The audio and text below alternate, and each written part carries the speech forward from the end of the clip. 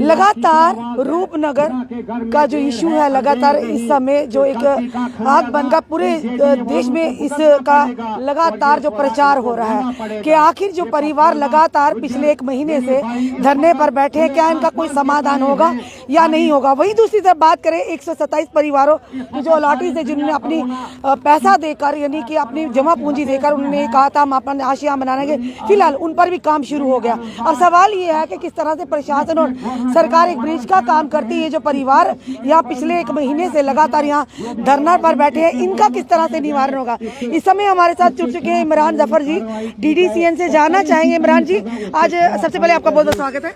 शुक्रिया आपका। इमरान जी, आप आज यहाँ पर आए हैं, आज यहाँ पर एक बहुत बड़ा धरने का आयोजन किया गया। आप क्या अपने विसादत से क्या कहना चाहेंगे कि किस तरह से इस मसले को हल किया जाए। मैं यही मानता हूँ कि देखिए, एक तरफ से अगर गवर्नमेंट ऑफ इंडिया और प्रधानमंत्री मोदी जी कहते हैं कि जो हमारी ये गुज्जर कौम है ये बड़ी देशभक्त कौम है, और उसके बावजूद अगर देखा जाए तो इस तरीके से आपने देखा होगा, क्योंकि आपके चैनल के माध्यम से पूरी दुनिया ने देखा कि एक 100 साल का बुजुर्ग इंसान वो अपने आप को आग लगा रहा है। आज अगर हम जो देशवासी हैं, आज के वक्त में हमारा मुल्क कोई इतना अमीर तरीन मुल्क नहीं है। आज हमारा मुल्क जो है गरीबों का मुल्क है। आज आधा हिंदुस्तान तो हमारा कपड़ों के बगैर है, जो सड़कों में सोता है। लेकिन जो लोग हमारे अपनी आशियाना बनाया हुआ है, उसको भी अगर हम इस तरह से अगर हम निस्बो नाबूद करेंगे तो हमारा देश का अगर आम आदमी भी अगर सड़क पे आ जाएगा तो आप मुझे खुद बताइए कि इस देश का क्या होगा। आप बताइए। जफर जी, हम जब भी सवाल पूछते हैं जिन लोगों ने विरोध किया कि ये लोग इलीगली कब्जा कर बैठे हैं जमीन का, उन लोगों से जब हम सवाल कहते एक ही सवाल किए, उनसे पूछिए आपके कागजात कहाँ हैं। ये सवाल ये उन लोगों का जो लगातार वो विरोध कर रहे थे कि इन लोगों को यहाँ से हटाया जाए। आप एक और चीज करें कि जो बीजेपी के हमारे मंत्री और संतरी हैं, वो मंत्री और संतरी बनने से पहले उनकी प्रॉपर्टी देखी जाए, और उसके बाद जो आवाम को लूट के उनने जो प्रॉपर्टियां बनाए उसकी तरफ भी थोड़ा देखा जाए। गरीब लोग आज 100 साल से जहां पे बैठे हुए थे, ठीक है, इससे पहले भी सरकारें रही हैं, उनको किसी ने परेशान नहीं किया, ठीक है। आज ये कैसी सरकार आ गई है कि जिसके पास, ये याद रखना मेरी बात, जिसके पास कागज हैं, जिसके पास कागज नहीं है, याद रखना कि ये अंबानी और अडानी का मुल्क बनने वाला है, क्योंकि बहुत सी चीजें हमारी सरकारों ने जो है उनके हाथों कर दी हैं। अब ये गरीबों को जो है ये सड़कों पे इनने ला दिया है। इनका मंशूर ही है ये देश को आगे नहीं लेके, अगर इन्हें देश को आगे लेके जाना है तो देशवासियों को आगे लेके जाना पड़ेगा, ना कि अंबानी और अडानी को लेके जाना होगा। आज जेडीए जो है, जेडीए वाले अगर ये करते कि जहां इनका मकान था गिराने से अच्छा अगर कोई मतलब जो भी जायज फीस थी वो ले लेते, उनके घर को नहीं गिराना चाहिए था। आज जेडीए जो अपने प्लाट बेच रहे हैं ना, तो गिराने का मतलब क्या था? उनको बोलते ही लीगलाइज कर लो भाई, आपका ये तरीका है, जो जितना वो कर सकते हैं अफोर्ड उस तरीके से कर सकते थे वो, लेकिन नहीं किया, क्योंकि उन गरीब लोगों को से छीन के अंबानी और अडानी को जमीनें देनी है, फ्लैट्स बनाने। कहा तो ये आ रहा है कि ये लोग जो परिवार हैं ये लैंड ग्रैबर है, ये भी इन पर कहीं ना कहीं आरोप लग रहा है कि लैंड ग्रैबर ये लोग हैं। पर किस तरह से आप इस चीज को देखते हैं और किस तरह से इस मसले को हल किया जाएगा? देखिए, जो इंसान 4 कमरे बना के बैठा हुआ है तो वो अगर लैंड ग्रैबर है तो फिर पूरा देश का गरीब जो है वो लैंड ग्रैबर है। झुग्गी झोपड़ी वाले भी जो हैं वो लैंड ग्रैबर हैं, और जो बड़े बड़े मंत्री और संतरी जिनका एक अंपायर है पूरा, ठीक है, तो वो लैंड ग्रैबर नहीं है। ये लोग जो हैं वो लैंड ग्रैबर हैं, 4 कमरों वाले। क्या इनके पास क्या 500 कनाल जगह थी यहाँ पे? क्या लैंड ग्रैबर्स को किसी ने नहीं देखा आज तक? किसी ने जो यहाँ पे लैंड ग्रैबर्स हैं, आप भी जानते हैं, किसी ने ये पूछा? लेकिन इन लोगों को परेशान, ये लैंड ग्रैबर हो सकते हैं क्या जो सिर्फ 2-2 कमरे 3-3 कमरे जिनके पास हैं? अगर ये लैंड ग्रैबर होते, 4 कमरे अगर इनके गिर रहे होते तो इनको अफसोस नहीं होता। इनको पता है हमारे पास 500 कनाल का और रकबा है, वहां पे हम बना लेंगे। इनके पास है ही यही था, ये लैंड ग्रैबर्स नहीं है, ये मजलूम लोग हैं। इमरान जफर जी, क्या किस तरह से आप देखेंगे इसको, सारे पूरे मसले को किस तरह से हल हो सकता है, किस तरह से इनको कंपनसेशन, आप अपने माध्यम से क्या राय रखना चाहते हैं? देखिए, मैं एक ही बात कहता हूँ कि सरकार के पास फंड्स की कमी नहीं है। सरकार ने एक वादा किया था कि गरीबी हटाओ, लेकिन सरकार जो है वो गरीबी हटाओ से गरीबों को हटाओ में लग गई है। आज भी जितने भी मजा तब है कि जो सड़कों में भी गरीब रह रहे हैं उनको भी 1-1 कमरे की जगह दी जाए। मैं ये कहता हूँ, ठीक है, उनको भी बसाया जाए, क्योंकि वो अपने पैसों से वो कभी नहीं बना पाएंगे। इन लोगों को भी अगर इनने कुछ करना है, इनको किसी ज़ाब्ते में रख के इनको जो है इनको मालिकाना हक देना चाहिए। जैसे FRC में जैसे एफआरसी में जो है वो उनको मालिकाना, लेकिन उनको भी 3-3 पीढ़ियों से बैठे हुए थे, वो भी नौकर बन के तहसीलदार और पटवारियों के, उनको भी मालिकाना हक जो है वो तरीके से नहीं मिल रहा है। तो कहने का मकसद ये है कि इनका जो आशियानियां है इस तरह से नहीं गिराना चाहिए था। इन लोगों को जो थोड़ा बहुत ये कर सकते थे जितना अफोर्ड, उस तरीके से करके, जिस तरीके से, क्योंकि जेडीए प्लाट अपने बेच रहे हैं, तो उससे बेहतर था कि इनकी प्रॉपर्टी को वैसे ही रह के तो थोड़ा बहुत करके जितना भी, हाँ बिल्कुल वो करना चाहिए। धन्यवाद इमरान जी हमारे साथ जुड़ने के लिए। ये थे हमारे साथ डीडीसी इमरान जफर, और हमने आपको इस समय दृश्य बताया। इनका भी यही कहना था कि जेडी ने कार्रवाई करने से पहले इन लोगों के साथ बातचीत करनी चाहिए थी, ताकि इनको जो कम से कम जो उन्होंने स्ट्रक्चर तैयार की है उसका नुकसान ना हो। हमारे बीच आ चुके हैं, मैं उनका भी वेलकम करता हूं। मोहम्मद एडवोकेट भी समय पहुंच चुके हैं, जो इस केस को भी देख रहे थे, इनसे भी जानने की कोशिश करेंगे। सर आपका बहुत बहुत स्वागत है। मेरे भाई साइड पे चले, इमरान जफर जी भी हमारे बीच मौजूद हैं, मैं उनसे भी गुजारिश और इस समय आप देख रहे हैं पुलिस की पूरी नफरी भी यहाँ पर तैनात है। एसडीएम कोतवाल भी यहाँ पहुँच चुके हैं, तो जानने की कोशिश करेंगे कि आखिर ये मसला दिल ब दिल तूल पकड़ता जा रहा है, किस तरह से इस मसले को हल किया जाएगा। सर बड़ी सारी बातें हुई यहाँ पे, ये भी कहा गया शाहीन बाग है, यहाँ पर एक सियासी जो माहौल क्रिएट करने की कोशिश की जा रही, कभी कहा जा रहा है कि यहाँ पर गढ़ बनता जा रहा है या शाहीन बाग, इस तरह के काफी आरोप भी लगे हैं, पर लगातार कोई मसले का हल अभी नजर नहीं आता नजर आ रहा है। सर जैसे कि आपको पता है कि पिछले 1 महीने से जब 11 जनवरी को यहाँ पे जेडीए ने डिमोलिशन किया था, उसके बाद ये लोग जो हैं इस बस्ती के जो हैं वो धरने पे बैठे हुए हैं, और आप भी पिछले 1 महीने से लगातार ये जो इशू है इसको कवर कर रहे हैं। देखिए मामला ये है कि जेडीए ने जो कार्रवाई इस वक्त की थी वो स्टे ऑर्डर के दौरान की थी, जो कि डिस्ट्रिक्ट जज के 2 कोर्ट्स का उस पर स्टे चल रहा था। तो हाई कोर्ट ने उसमें ये कहा था कि ये लोग जो है ये अल्टरनेटिव रेमेडी जो है उसको परस्यू करें, और इसका हाई कोर्ट ने कहीं ये नहीं कहा था बीच में कि इनके घरों को डिमोलिश किया जाए, लेकिन जेडीए ने डिस्ट्रिक्ट कोर्ट के ऑर्डर के बावजूद यहाँ पे डिमोलिशन किया। हम ये बात कहना चाहते हैं कि कुछ लोगों ने यहाँ पे कोशिश की है कि यहाँ पे इस सिचुएशन को कमलाइज किया जाए। देखिए जिन लोगों को यहाँ पे प्लाट अलाट हुए हैं वो कोई पराये लोग नहीं है, वो भी हमारे अपने लोग हैं। उनको जेडीए ने मिसलीड करके उनको यहाँ पे प्लाट दिए गए कि जब ये जमीन जो थी ये अगर यहाँ पर गुजरों के कब्जे में थी तो जेडीए को चाहिए था कि पहले उसको वेकेट करके इनको उसका कब्जा दिलवाते। लेकिन अब देखिए आपके 3-4 दिन से या 1 हफ्ते से यहाँ पे जो लोग हैं वो उनको जेडीए जो है वो डिमार्केशन करके जमीन अपनी दे रही है। देखिए हम उनके खिलाफ नहीं है, हम ये कहते हैं कि वो भी हमारे भाई हैं, जो खाली जमीन है जो इनके कब्जे में नहीं है, अगर जेडीए उनको ये जमीन दे देती है हमें उसमें कोई इतराज नहीं है। लेकिन इसके साथ साथ ये भी जरूरी है कि जिन लोगों के यहाँ पे 8, 10, 15 जो ये घर गिराए गए हैं और उनका अभी तक कोई, जैसे आपने खुद कहा कि उनका अभी गवर्नमेंट की तरफ से कोई पेशरफ्त इसमें नहीं है। बीच में यहाँ पे तहसीलदार आए थे, जेडीए के ऑफिसर आए थे, उन्होंने ये कहा कि हम थोड़ा सा जो है इसका नेगोशिएट करके, एसडीएम साहब के वहाँ भी मीटिंग हुई, तो उसके बाद इसमें कोई पेशरफ्त नहीं हुई। इसीलिए आज सब लोगों ने यहाँ पे धरना रखा। धरने का खास मकसद ये है कि हम किसी दूसरे लोगों के खिलाफ नहीं है। कुछ लोग इसको हिंदू मुसलमान का रंग देना चाहते हैं, ये बात बिल्कुल गलत है। ये जितने भी हम जम्मू कश्मीर के लोग हैं, खासकर हम जो जम्मू के लोग हैं, जम्मू के जो गुजर हैं, ये सदियों से हम अपने डोगरा भाइयों के साथ इकट्ठे रह रहे हैं। हमारी और डोगरों की एक पहचान है। लेकिन चंद लोग जो हैं वो सियासी मकासद के लिए इसको जो है वो हिंदू मुसलमान करना चाहते हैं, हम वो बिल्कुल नहीं होने देंगे।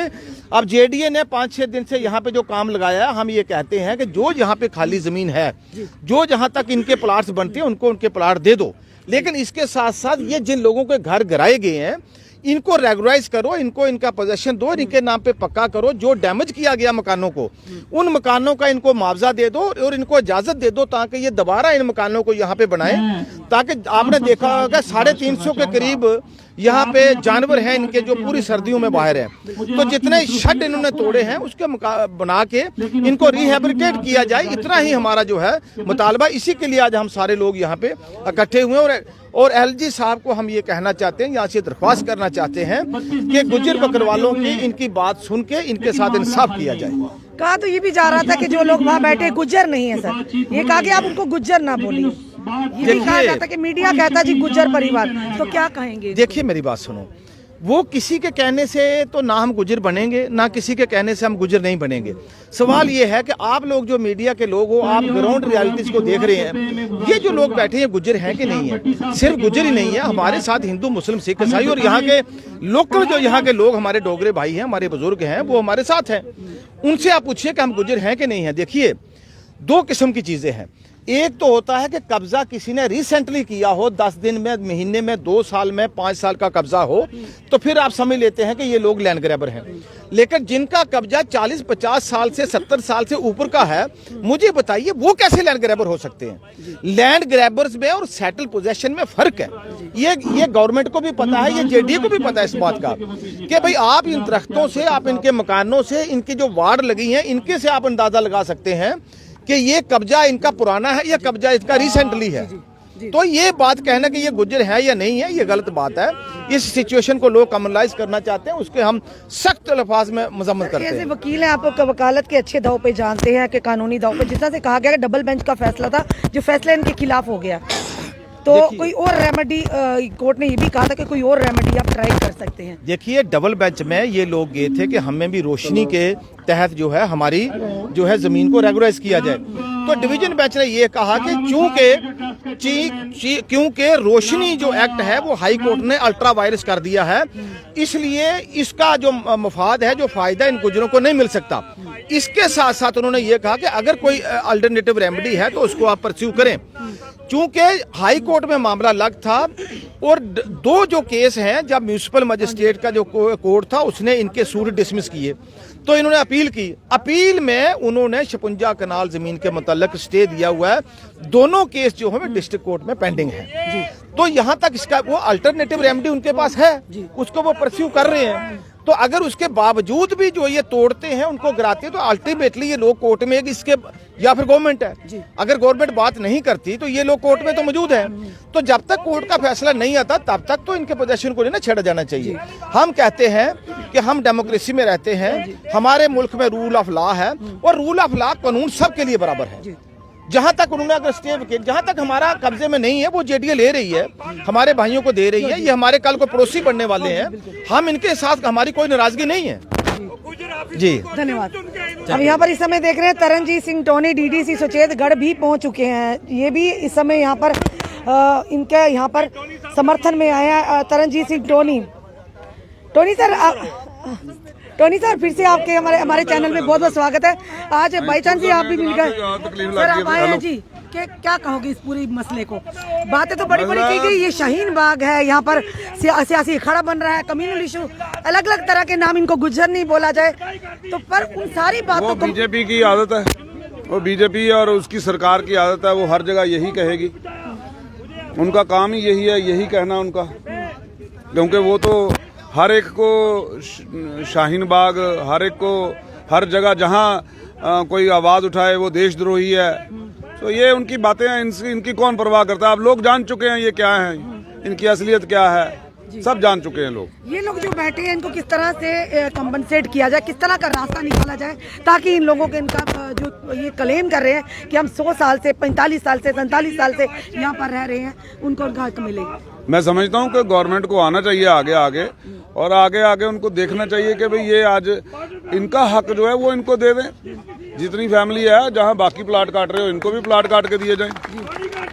यही तो है ना, तो इनको भी प्लाट दे दें, इनकी जमीन है, इनको भी प्लाट काट के दे दें, बीच में दें इनको भी कनाल का प्लाट, जो बाकी का हक बनता है इनका भी दें, तो वो कोई बात नहीं है। लेकिन इनको दें जमीन रहने के लिए, क्योंकि ये भी 47 से पहले यहीं रहे थे, इनके भी माँ बाप यहीं पे दफन हुए हैं, जलाए गए, यहीं दफन हुए। तो आज फर्ज बनता है कि सरकार को इनको मुस्लिम की नजर से ना देखे, हिंदुस्तान की नजर से देखे कि ये भी हमारा हिंदुस्तान का हक है। धन्यवाद सर हमारे से जुड़ने के लिए। तरनजीत सिंह टोनी ने कहा कि एक मुस्लिम की या गुजर किसी और की नजर से ना देखे, ये देखे कि ये हिंदुस्तानी बाशिंदे हैं। बड़े बड़े नेता यहाँ पर आ रहे हैं, बड़ी बड़ी यहाँ पर। चलिए, इस समय हम यहाँ पे देख रहे हैं महिलाओं का लगातार, ये पहले दिन से, from the very first day हमने इन चीज़ों को उजागर किया, और आप देख रहे हैं इस समय महिलाएं भी यहाँ पर बैठी हुई हैं, और ये देख रहे हैं यहाँ पर आज एक अलग सा माहौल देखने को मिल रहा है। ये पीसफुल यहाँ पर धरना है, और सबसे बड़ी बात अपनी बात रखने का, डेमोक्रेटिक देश में हम रहते हैं, लोकतंत्र देश में हम रहते हैं, अपनी बात को अपने तरीके से रखने का हमारे कानून ने, हमारे आईन ने हमें अधिकार दिया है। पर उन चीज़ों को किस तरह से आप जनता के सामने लाते हैं, इन पर भी ध्यान देना बहुत ही ज़रूरी है। इन चीज़ों पर भी ध्यान दिया जाए कि इस तरह की चीज़ें ना फैलाई जाए, इस तरह के शब्दावली का प्रयोग ना करें जो कहीं ना कहीं जनता में अलग सा माहौल, एक यूँ के अशांति का माहौल फैलाए। हर चीज़ को जो सही है उसी तरीके से सामने लाना चाहिए ताकि जनता में शांति बनी रहे और लोग समझे एक दूसरे की परेशानी को। और ये समय हम देख रहे हैं, छोटी छोटी बच्चियां भी यहाँ पर बैठी हैं।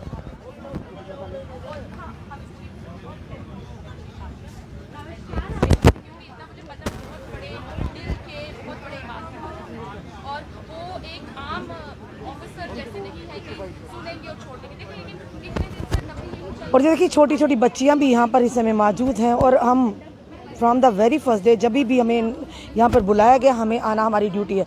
हमने अलॉटीज़ की भी बात की, पर फिर जो काफ़ी पेचीदा एक मसला था, अलॉटीज़ को उनका अधिकार मिलना शुरू हो गया, प्लाट कटिंग शुरू हो गई है।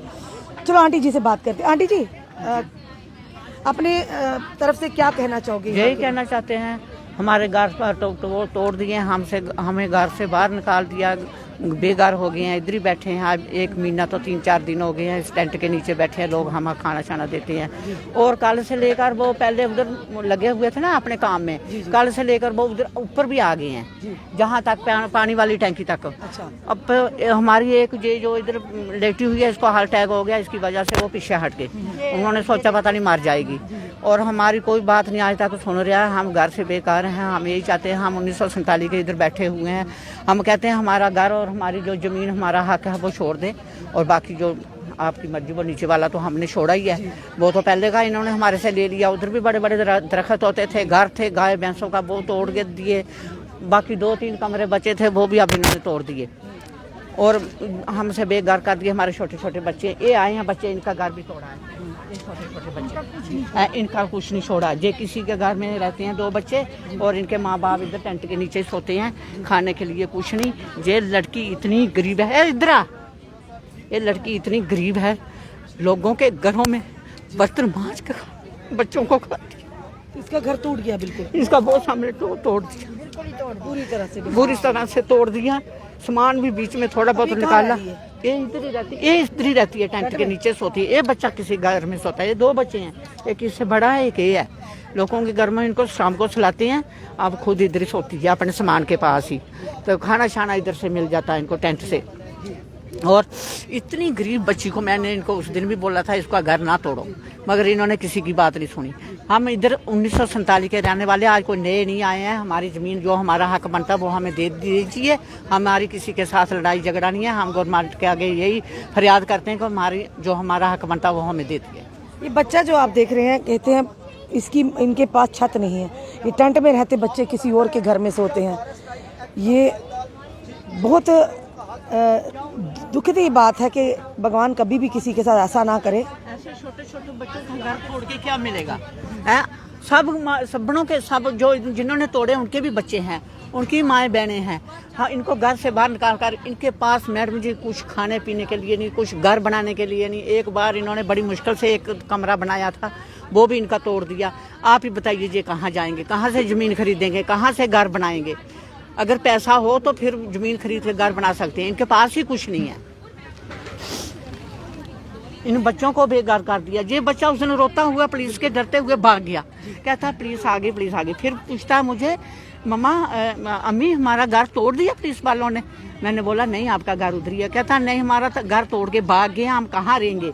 मैंने इसको बोला बच्चा उधर, हमारे इधर ही रहती है लड़की, हम इधर रहते हैं। तो मैंने इनको बोला बच्चा आप उधर ही रहना, कोई बात नहीं, फिर से घर बनाएंगे। जब वह कहता हमारी मम्मा कहाँ से घर बनाएगी, हमारे पास कोई पैसा ही नहीं है। इस बच्चे को 2 दिन इतनी टेंशन होती रही, इतनी टेंशन हुई जब मुझे पूछता रहा। आप देख रहे हैं ऊपर वाला बच्चों की भी सुनेगा। हाँ, काल पुलिस इधर आके जबरदस्ती करने लगी, SHO DFC सब पुलिस, जनाना पुलिस आगे सब इधर जबरदस्ती करने लगे, मारने लगे हमको। हाँ। हमें धक्के छक्के मारे, धक्के धुक्के मारे, हमको पीछे किया। लगी है जब उन्होंने आप मुझे देख रहे हैं आज बड़े बड़े यहाँ पर जी जी जब उन्होंने धक्का मारा ना तो मैं गिर गई ऐसे। मुझे ये इधर लगी है, देखो आपके सामने कितना बड़ा निशान है। मेरे टांगों में होश नहीं है, मैं पहले से बीमार है। उन्होंने ऐसे किया तो मैं गिर गई। तो फिर मैं क्या करूँ, मैं रो के बैठ गई उधर चुप करके। हमारी कोई इनके आगे पेश थोड़ी जाती है पुलिस वालों के साथ। पुलिस वाले उनके साथ है, हमारा कोई तरफदारी नहीं करता। इस समय आप देख रहे हैं यहाँ पर लाइव दृश्य हम दैनिक शिव टाइम के माध्यम से आपको बता रहे हैं। आप देख रहे हैं समय और जिस तरह से पुलिस भी पूरी तरह से तैनात है और यहाँ पर प्लाट्स की जो कटिंग करके उनको कंस्ट्रक्शन का काम भी वहाँ शुरू हो चुका। पर कल हमने जब लाठी से बात की, लाठी ने कहा था कि जब तक 127 परिवार को उनका अधिकार नहीं मिलता तब तक हम यहाँ से हमें संतुष्टि नहीं मिलेगी। पर फिलहाल आप देख रहे हैं आज फिर से एक बार काफ़ी हजूम यहाँ देखने को मिल रहा है। डीडीसी सुचेतगढ़ चरणजीत सिंह टोनी भी यहाँ मौजूद है और साथ ही इमरान जफर जो डीडीसी हैं वो भी यहाँ पर पहुँचे हों और भी अन्य नेतागण भी जो यहाँ पर पहुँचे हैं। पर यहाँ पर लोग ये कह रहे हैं कि हम यहाँ पर कोई भी सियासी तरीके से नहीं यहाँ पे आए हैं, अगर तो यहाँ पर अनह्यूमैनिटेरियन ग्राउंड आए हैं, क्योंकि ये जो लोग हैं ये भी हमारे अपने और जो 127 परिवार लॉटीज है वो भी हमारे अपने हैं। दोनों को उनके अधिकार मिलने चाहिए। अगर कोई किसी चीज़ की रखवाली करता है या काफ़ी देर से वो लोग यहाँ पर बैठे हुए हैं, ये कहा गया, एक तरफ जब कहा गया कि ये लोग 47 से पहले के नहीं रहे और दूसरी तरफ ये कहा जा रहा है ये लोग कि हम 47 से पहले के रहने वाले हैं। और सबसे बड़ी बात जिस तरह से इमरान जफर ने कहा कि अगर आप लोगों को इन लोगों को के साथ बात करनी चाहिए थी डिमोलिश से पहले, एकदम से ऑल ऑफ सडन आकर इस तरह की डिमोलिश करना कहीं ना कहीं सही नहीं होगा, क्योंकि ये लोग जमा पूंजी इन्होंने भी लगाई है अपनी और अपना आशियाना बनाया था। एकदम से अगर आशियाना सबसे पहले होता कि आप उनसे बात करके उन आशियानों से इनको कंपनसेशन देते, फिर भले ये लोग खुद ही छोड़ देते।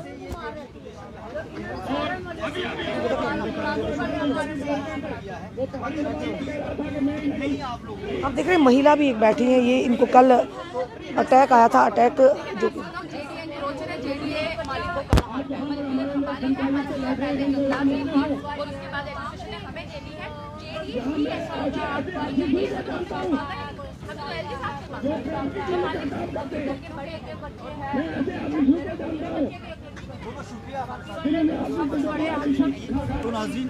चलो इस समय हमारे साथ यहाँ पर महिलाएं बैठी और महिलाओं के बीच में कानूनी दांवपेच से भली भांति अवगत हैं एडवोकेट साहिबा, इनसे भी बात करते हैं। एडवोकेट साहिबा, आपका बहुत बहुत स्वागत है। आपका बहुत शुक्रिया रश्मि जी, आप पहले दिन से ही हमें हमारे कंधे के साथ कंधा मिलाकर चल रही हैं और हमारी आवाज को बुलंद कर रही हैं। पर ये भी कहेंगे हम आवाज तो उठा रहे पर हमारे ऊपर भी कटाक्ष होते हैं जनाब। वो लोग तो कहते हैं इनको अंदर करो, क्योंकि हम करें। लेकिन एक बात बोल दूं, जो आज के वक्त में जो किसी की आवाज को बुलंद करे वो आप हैं और मैं सलाम पेश करती हूँ। आपके जज्बे को धन्यवाद।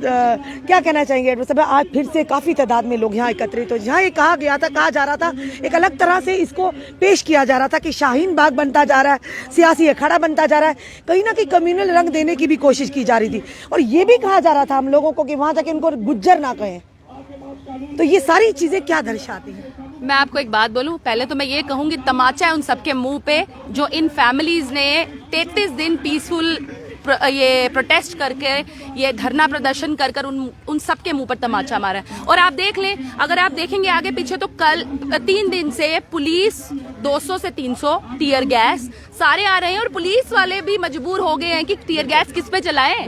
आप देखें तमाचे उन सबके मुंह पे जिन्होंने, मैं आपको कह दूं, मेरा पूरा जम्मू कश्मीर भारत इन लोगों के साथ है। ये वो चंद लोग हैं जो इसको शाहीन बाग बनाना चाहते थे, कम्युनल रंग देना चाहते थे, उन सबके मुंह पे तमाचा है। और वो लोग आप देख लें वो नहीं पहुंच पाए यहाँ हर वो इंसान आया जो इंसान है, जिसका धर्म इंसानियत है। और आप देखें, आप ये क्या मांग रहे हैं? ये थोड़ी मांग रहे हैं कि बड़े बड़े मकान बना दो जी, ये तो नहीं बोल रहे कि हमें फ्लैट बना दो। क्या सबसे पहले बात यही हुई थी कि ये लैंड ग्रैबर है, जगह पे कब्जा कर लैंड ग्रैबर जनाब जेडीए है, जो आज भी जिसको पुलिस यूज करनी पड़ रही है।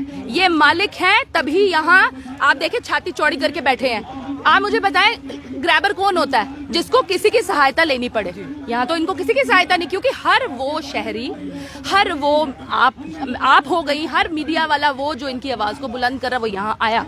ये मैं आपको कह दूं, देखिए कुछ चंद लोग होते हैं जो किसी चीज को अलग तरीके से प्रोजेक्ट करना चाहते हैं। मैं उनको भी कहूंगी शायद आज 33वें दिन उनका भी जहन बदल गया होगा। वो भी कह रहे होंगे नहीं यार ग्रैबर नहीं है, वो भी कह रहे होंगे भूमाफिया नहीं है। आप देखें बच्चे बीमार हो गए, जानवर मर गए, एक इनके बुजुर्ग चले गए। आप और क्या चाहते हैं? या फिर एक काम करें, मतलब आप अगर बोल रहे हैं ये यहाँ नहीं रहना चाहते, फिर जब आपने 11 को चलाया पीला पंजा, चलाओ बुलडोजर, तोड़ो घर, मारो हम सबको भी, फिर उसके बाद करते रहो, फिर ले लेना आप ये जमीनें। लेकिन जायज लोग हैं, 47 से पहले के रहने वाले हैं, लोकल्स बोलते हैं हर यहाँ का। आपको मैं बता दूं, रात को भी कुछ लोग आए, लोकल्स कहते हैं यार अब 40 साल तो हमें हो गया, 50 साल के हम इनको देखते हो गया हमें। तो आप मुझे बोले ऐसे कैसे कोई अपना आशियाना तोड़ने दे, ऐसे कैसे कोई अपनी जमीन को जाने दे, जो ये ठान चुके हैं कि मरना भी यही है, जीना भी यही है। तो आप सोचें कि उनके इमोशंस क्या होंगे। और हर इंसान एक घर के साथ इमोशनली जुड़ा होता है ना। आप देखिए तिनका इकट्ठा कर कर हम अपना घर बनाते हैं, और आपने 1 मिनट में उस पर जेसीबी चलाकर, पीला पंजा चलाकर आपने तहस नहस कर दिया। और आपने इंसानों को, देखिए मुबारक देती हूँ मैं इन सबको जो पीसफुली यहाँ बैठे हैं, वरना आप मुझे बताएं अगर मैं भी होंगी तो शायद मेरे भी जज्बात उबल जाएंगे और मैं भी मतलब बुखला जाऊंगी, मैं भी सोचूंगी शायद 2 तमाचे ही लगा दूं। लेकिन नहीं, मैं मुबारक देती हूँ इन सबको कि इतने दिन से यहाँ बैठे हुए हैं, कभी हमें ये नहीं लगा। और देखिए आप तिरंगे के तले बैठे हैं, हमें जो मर्जी कोई कहे, कम्युनल कहे हमें, पर तिरंगे के तले हमने शुरू from the very first day देखा तिरंगा। अपने कैमरामैन से कहेंगे वो पेड़ के ऊपर भी हमारे देश का तिरंगा है, जिसके लिए हर कोई मर मिटने को तैयार, किसी भी समुदाय का हो, किसी भी एरिया का हो। और ये तिरंगे के तले हम बैठे हैं। शर्म आती उन लोगों ने जिन्होंने यहाँ पर ये इस चीज को सामने प्रोजेक्ट करने की कोशिश की कि ये शाहीन बाग है। जनाब अपनी सोच को बदलिए। क्या बात है। आप बिल्कुल रश्मि जी, मैं आपको एक बता दूं, जब ये परचम लहराता है ना भारत का, तो भूल जाता है मैं कौन हूँ, ये भूल जाता है मैं हिंदू मुसलमान हूँ कौन हूँ, सिर्फ ये याद रहता है मैं इस देश का बाशिंदा हूँ। और आप देख लें, आप ये लोगों को ना बताएं कि ये यहाँ के लोग हैं। देखिए ये चिल्ला चिल्ला कर बोल रहे हैं कि हम हिंदुस्तानी हैं, आपने तो उनको भी पनाह दी जो नहीं थे। आप तो उनको पकड़ पकड़ के लाते हो, आप तो कहते हो कि भाई तुम कहो हम हिंदुस्तानी, वो कहते हम नहीं है, तुम कहते हो नहीं आप हिंदुस्तानी हो। तो ये जो कह रहे हैं हम हिंदुस्तानी, तुम इनको कहते हो कि तुम निकल जाओ, लखनपुर पार कर लो, कहीं चले जाओ। आप मुझे बोले कि मतलब आप ऐसा कैसा कर सकते हो? आप जो लोग चाहते हैं यहाँ रहना, जो लोग कहते हैं हम यहाँ के हैं, गांव पलोड़ा के हैं, तो आप कैसे कह सकते हो आप यहाँ के नहीं? आप मुझे बोले अभी अगर ये 100 लोग हैं तो ये कहाँ जाएंगे? अगर आपने इन सब घरों पर जेसीबी चला दिया तो सोचना तो पड़ेगा ना। और मुझे इतना पक्का पता है, मतलब मैं आपको ये कह दूं कि हमारे एलजी साहब एक बहुत बड़े ईमान के मालिक हैं, बहुत बड़े दिल के मालिक हैं। एंड आई एम श्योर, मैंने पहले भी ये दोहराया कि जब रजौरी फेक एनकाउंटर हुआ तो वो उन 3 लेबरर्स जो गरीब लड़के थे उनके घर तक गए, उन्होंने कुछ दिन पहले ही ओथ ली हुई थी, तो वो बहुत बड़े ईमान के मालिक हैं। And I am sure LG administration, देखिए आज जो हमारा ये मेगा पीसफुल प्रोटेस्ट है, पीसफुल इसलिए क्योंकि एक्चुअली पीस है। तमाचे उनके मुंह पर जो कहते हैं गुज्जर पत्थर मारते हैं, तमाचे उन सब लोगों के मुंह पर जो कहते हैं गुज्जर डंडे मारते हैं। आप बताएं, अलॉटीज ने सामने बोला कि वो गुज्जर जब हम पोजेशन लेने गए 14 में उन्होंने पत्थर मारे, डंडे मारे। अब आओ और अब तमाचा खाओ। मैं कहती हूँ सच्ची में कालक मलनी चाहिए उन लोगों के मुंह पर जो इन गरीब लोगों को, मैं कहती हूँ इतने सादे लोग हैं रश्मि जी, चाहते ना माफिया होते ना, ये 1 इंच जमीन नहीं दिख रही थी आपको। आप देखती यहाँ आलिशान, आज भी कई जगह ऐसी हैं कि जो भू माफिया बड़े बड़े कोठियां बिल्डिंग इमारतें बनाकर बैठे हैं, पर ना ही प्रशासन की हिम्मत है ना किसी और की। कोई नहीं आता। ये तो बड़ी बदकिस्मती है कि ऐसी एडमिनिस्ट्रेशन है, ऐसे लोग हैं लोअर रंग में कि 5000 रुपए दे दो खिलाफ वर्जी, चुप। आप देखो पूरा जम्मू बन गया। आपको क्या लगता है सबके पास ब्लूप्रिंट्स है? तो ये जब गरीब यहाँ रह रहे हैं तुम्हें इतनी तकलीफ हो गई। देखिए मैं सबसे हाथ जोड़कर विनम्र प्रार्थना करूंगी कि आप लोग देखें और एक बार आए। 33 दिन हो गए, हम भी देख रहे हैं कौन आता है कौन नहीं आता। और I just appeal to LG साहब कि प्लीज आप अपने लोगों को थोड़ी देर रोकें, ना इनका इम्तिहान लें बार बार, सब्र ना को चेक करें बार बार। कल भी एक हमारी आंटी आशी वो सीरियसली इल, बहुत आप आई, आपने देखा तो वो इतनी बीमार हो चुकी है। आप मुझे बताएं, आप क्या लाशें निकालना चाहते हैं यहाँ से? आप तो रिहैबिलिटेशन चाहते हो लोगों की, आप तो सरकार हो, घर के बड़े हो, घर के बच्चों को थोड़ी मारना चाहोगे। तो मैं एलजी साहब से यही दरख्वास्त करूंगी कि प्लीज जल्द से जल्द आप देखें, आज बहुत सारे लोग यहाँ आए हैं, हमारी आवाज को बुलंद करेंगे, अपने राय देंगे। और आपको मैं बता दूं रश्मि जी, दोबारा कभी भी हमने ये अपनी स्टेज को मिसयूज नहीं होने दिया, क्योंकि यहाँ वही आया जिसने इन गरीबों की बात की, उसके अलावा कोई बात नहीं। तो मेरी एलजी साहब से यही दरख्वास्त है कि प्लीज आप कुछ ना कुछ जल्द से जल्द करें, ताकि ये लोगों का जो एक आपके अंदर विश्वास है ना वो कायम देखा हमने काफी इंटेलेक्चुअल लोग भी आए हैं यहाँ पर, वकील भी हैं, डीडीसी मेंबर्स भी काफी लोग आए हैं और वो अपनी अपनी राय लगता है ये कहीं ना कहीं इम्पैक्ट करेगा। एडमिनिस्ट्रेशन को बात करने पर मजबूर करेगा? आपके मुंह में घी शक्कर जो आपने ये बात बोली, मैं तो चाहती हूँ अगर ये आज ही जाकर और कल यहाँ फैसला हो जाए। देखिए हमारी मजबूरी है यहाँ बैठना, हम भी प्रोफेशनल्स हैं, हमारी बहुत मजबूरी, कहीं ना कहीं से हमारी चीजें आप देखें सफर कर रही हैं, लेकिन मुझे लगता है इंसानियत के साथ होना ये उन सब लोगों के लिए इंडिकेटर है, उन सब लोगों के लिए एक मैसेज है कि कल को अगर ये किसी और के साथ भी होगा। देखिए अगर गुज्जर हैं तो गुज्जर नहीं कहूंगी क्या? किसी ने इस मंच से मुस्लिम नहीं कहा, हिंदू नहीं कहा। अब मैं राजपूत हूँ तो मेरे को राजपूत ही कहना है ना, गाली थोड़ी है। अगर ये गुज्जर है तो इनको गुज्जर ही कहोगे ना, गाली थोड़ी है। तो मैं उन सबको मैं चाहती हूँ कि मैं उन सबसे इल्तजा करती हूँ कि प्लीज आप भी इनकी आवाज बने और एलजी एडमिनिस्ट्रेशन तक ये पहुंचाएं कि दे एक्चुअली डिजर्व और क्या मांग रहे हैं। 26 कनाल 7 मरले जिसमें ये 20 से 22 कुंबे हैं और 350 के प्लस जानवर, माल मवेशी। ऐसा नहीं है कि हर घर बोल रहा है मुझे 2.5 3 कनाल दे दो, क्योंकि आपको पता है जानवरों को खुली जगह में रहना होता है, एक नॉर्म्स होते हैं, डेयरी के भी नॉर्म्स है, कुछ हमारी भी पीएल्स चल रही है जहां हम देखते हैं कि एक अगर मंज है तो उसको कितनी जगह चाहिए रहने के लिए। इलीगल हमने डेयरीज बंद करवाई क्योंकि वहां क्या किया था उन्होंने 2 मरले में 3 मंजे रखी है, 4 वो ना चल सकती है, ना खा सकती है, ना पी सकती है। तो इसलिए एडमिनिस्ट्रेशन को एक लीनियंट व्यू देना चाहिए और ये जो फोर्स करके रोज 250-300 पुलिस ले आते हैं उनको ये बंद करना चाहिए, ना डराएं गरीबों को। मेरी यही इल्तिजा है। धन्यवाद एडवोकेट साहिबा, आपने बड़े अच्छे व्यूज रखे और एक सच्चे देशवासी की तरह। दोस्तों हमने आपको पूरे विजुअल बताया, अब देखिए किस तरह से पूरी तरह से खचाखच ये भरा हुआ है यहाँ पर सवाल ये है किसी धर्म के साथ नहीं हम जोड़ना चाहते, किसी सियासी पार्टी के साथ। ये कहना चाहते हैं इस तिरंगे के तले ये सब हिंदुस्तानी हैं, ये हमारे देश के वासी हैं, हमारे जम्मू कश्मीर के वासी हैं। हम इस नज़र से देखते हैं इनको। अगर जिनको आपत्ति है तो होती रही, हमें कोई फर्क नहीं पड़ने वाला, ना ही हमने अपने काम का तरीका बदलने वाले हैं। ये समय आपको लाइव दृश्य बता रहे दैनिक शिफ्ट टाइम के माध्यम से। हम ये कहते हैं ये हमारे हिंदुस्तान के हैं, ये हमारे जम्मू कश्मीर के लोग हैं। चाहे 127 परिवार हो, चाहे ये परिवार हो जो लगातार 33 दिन से जद्दोजहद कर रहे हैं कि इनको अधिकार दिया जाए, क्योंकि जिस तरह से इन्होंने अपनी पाई जोड़ी थी और पाई जोड़कर अपना आशाना बनाया था, पल नहीं लगा जेसीबी को चलाने में जेडीए को। क्या जेडीए का ये रवैया सही था? जेडीए को पहले बात करनी चाहिए थी इनको। अगर कम जिस तरह से जफर साहब ने कहा कि इनसे बात करके इनको कंपनसेट किया जाना था, फिर ये लोग छोड़ देते। क्या मांग रहे हैं? रहने के लिए छत मांग रहे हैं, सब कुछ यही रह जाना है। पर इसको निवेदन करेंगे ना ही कम्युनल इशू बनाइए, ना ही सियासी बनाइए, ना ही ये इस तरह के वर्ड यूज करिए जिससे जनता में शांति फैले। यहाँ पर आप देख रहे हैं हमने लगातार ये कवर किया है और हमारी ड्यूटी है, जहाँ हमें बुलाएंगे हम जाएंगे। पर यहाँ पर ये लोग सिर्फ हक मांग रहे हैं कि हम इतने सालों से यहाँ रह चुके हैं, हमें सिर्फ आशाना रहे हमारे भविष्यों के लिए और हमारे लिए, लेकर किसी ने नहीं जाना ऊपर, सारा कुछ यहीं पर रह जाना। पर एक इंसानियत के नाते आज यहाँ पर एकत्रित तो है कि कोई भड़काऊ भाषण नहीं यहाँ पर हो रहा, पर हाँ हक की बात हो रही, क्योंकि ये लोग हिंदुस्तानी हैं, हिंदुस्तान के बाशिंदे, जम्मू कश्मीर के बाशिंदे हैं। अपनी राय जरूर कमेंट बॉक्स में रखिए, इस वीडियो को जितना हो सके शेयर कीजिए ताकि एलजी तक ये वीडियो पहुंचे और वो इंटरवीन करके इस मसले को जल्द से जल्द रिजॉल्व करे। जुड़े रहिए हमारे साथ अगले अपडेट के लिए। जय हिंद, जय भारत।